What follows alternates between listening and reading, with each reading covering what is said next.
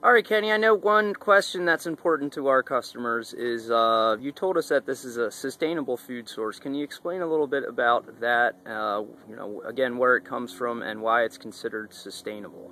Okay.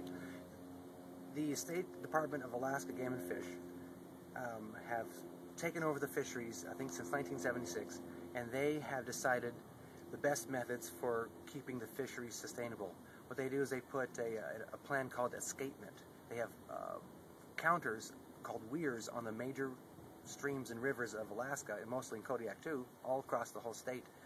They count the amount of fish coming up the stream for the next year's production. And then once those targets are met, to make sure that next year's salmon are protected to make more salmon, then the season's open and we can catch anything that's left over. So the fish are protected first and the fishermen second.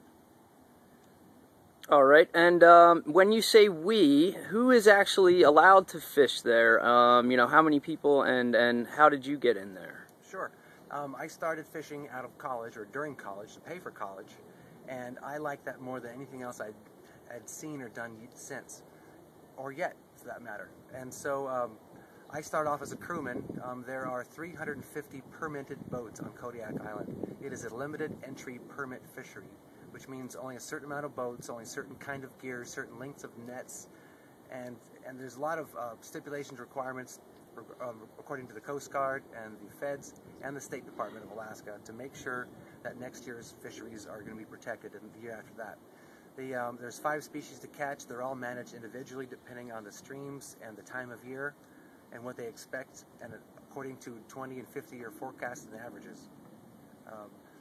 There are certain species that are in trouble around the world. Most of the world's fisheries are in trouble. Alaska stands in the green as far as the most sustainable salmon fishery in the world. White fishes are a different matter, crab and cod and halibut and other fisheries that I'm not involved with. I don't know much about them.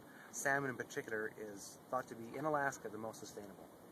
It's the cleanest, it's the furthest away from mankind and pollution, and most deem it the best tasting.